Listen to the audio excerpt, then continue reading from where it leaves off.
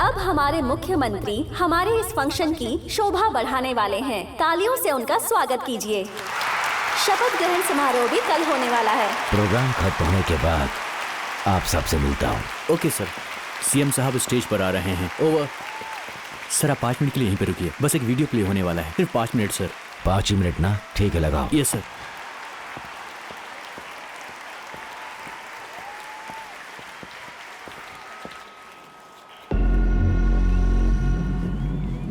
Mister Fernandes, don't move.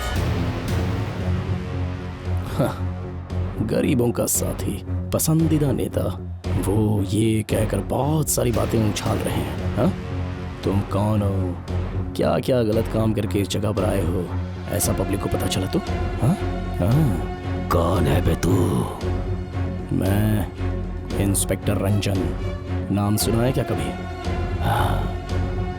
उसकी आत्मा। शक्ति। हाँ बोलिए ना। मंजूर। मंजूर? मंजूर।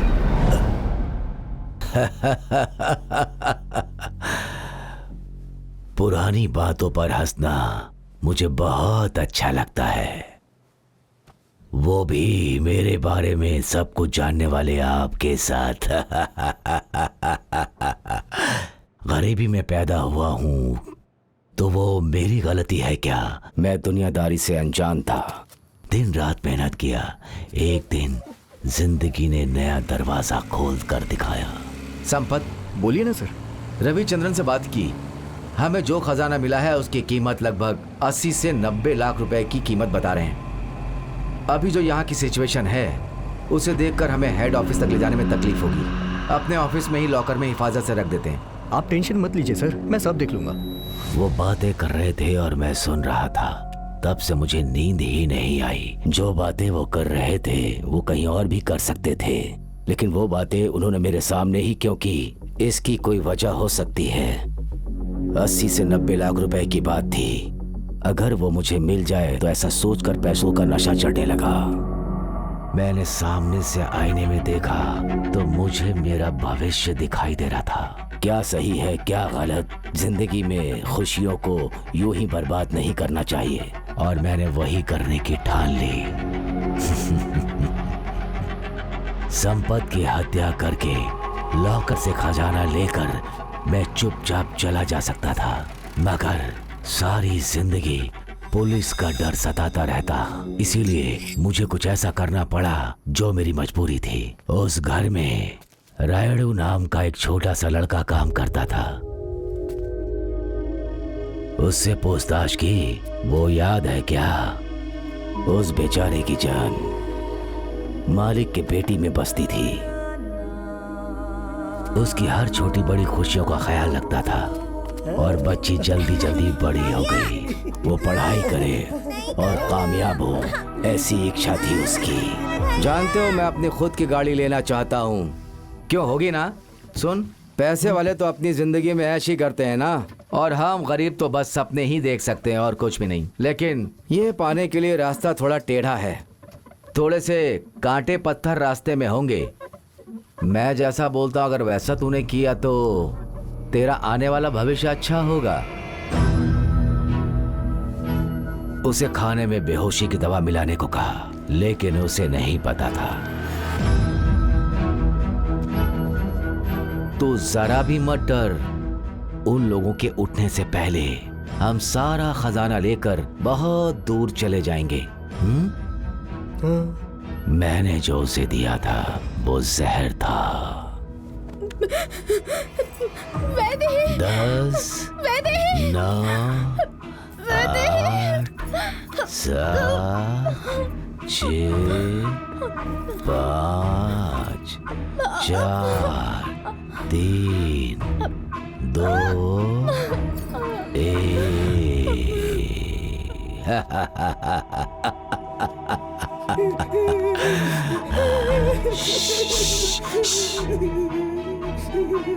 जहर मिलाया हुआ कप, उस कप से लेकर बर्तनों तक में सिर्फ तेरी उंगलियों के निशान हैं, सिर्फ तेरी। अगर फंसा तो फांसी होगी। हाँ। तुम्हें घर जाने को कहा, तुम यहाँ क्या कर रहे हो? आपसे मैं एक ज़रूरी बात करना चाहता था सर। जो भी है, कल आकर बात करना, चाहो निकलो, कल आना। सच कहूं तो कल का कोई भरोसा नहीं है ना सर। मैं तो सिर्फ ये कहना चाह रहा था कि आपको। क्या बड़बड़ा रहा है तू?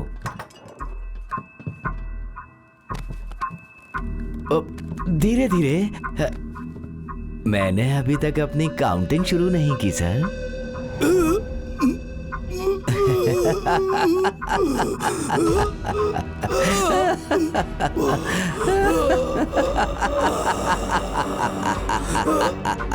सुरेश के देर आने की वजह से कोई गड़बड़ ना हो जाए इसका डर था, लेकिन तकदीर का देवता मेरे साथ ही था। लाइट ऑफ करना।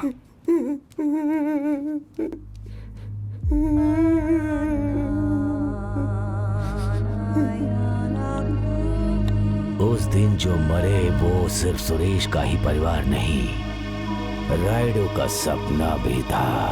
उसको भी मार देने का प्लान था, लेकिन अभी कुछ और काम बाकी थे। सुबह होने ही वाली थी। वो एक छोटा बच्चा है ये सोचकर उसे मारे बिना ही छोड़ दिया। राइडो, जो बोला था वो याद है ना? मारा है तूने। तुझे बचाने के लिए ये सब मैं कर रहा हूँ। अगर तूने अपना मुंह पुलिस के सामने खोला तो मैं तुझे भी निपटा दूंगा। इन्हें क्या करने जा रहे हो? स्वर्ग में भेजने जा रहा हूँ। तू भी साथ में जाएगा क्या? जो कहा था वो कर। मैं इन्हें निपटा कर आता हूँ। मेरा मन कठोर हो गया, कत्ल करने की वजह से नहीं।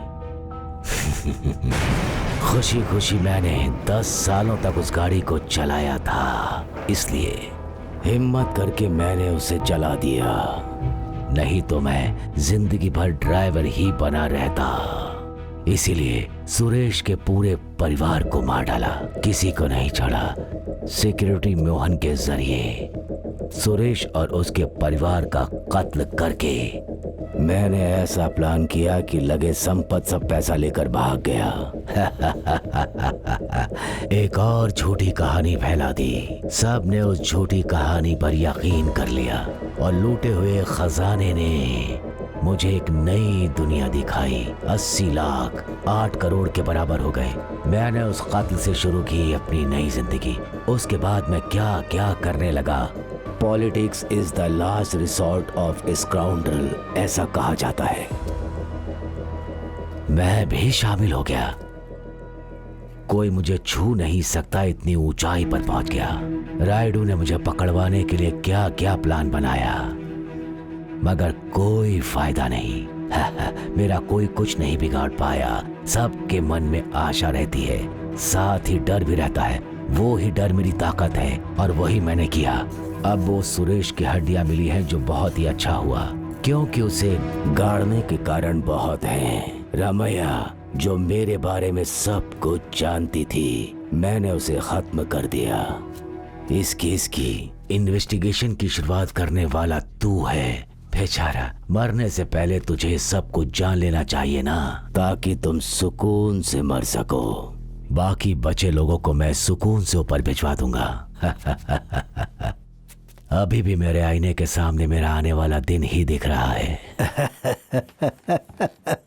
एक छोटा सा पत्थर ही काफी है उस आईने को तोड़ने के लिए। हाँ, ऐसा क्या?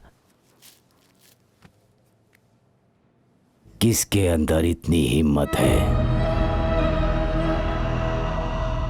पुरानी बातों पर मुझे हंसना बहुत अच्छा लगता है।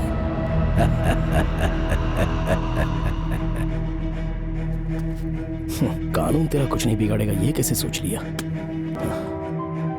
अच्छे से सुन ले, मैं चाहूं तो यहीं पर अभी तुझे टाल कर चलता बन सकता हूं। तो तुम मुझे मारने वाले नहीं हो? नहीं नहीं, तब तो आसानी से मर जाओगे। जहां तक पब्लिक का सवाल है तो तुम अमर हो जाओगे। तो मेरा क्या हाल होगा? 4 दिनों तक मीडिया वाले मेरे बारे में लिखेंगे। दिमाग वाले हो, जल्दी सौदा कर लेंगे। इसमें तेरा क्या फायदा, मेरा क्या फायदा? हाँ, इसमें तेरी चालाकी जानने वाला कुमार नाम का राइडो अभी मेरी कस्टडी में है। उसे तो मैं डाल दूंगा। इसके बदले मुझे क्या करना होगा? तो अब हमारे होने वाले सीएम श्री रंगनाथन जी को आदर के साथ मंच पे बुलाते हैं।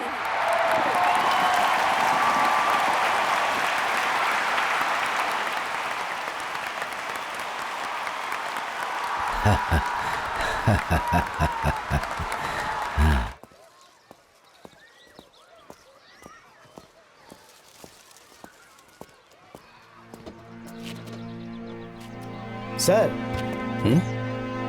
मैं जरा बेटी से मिलकर आता हूँ सर।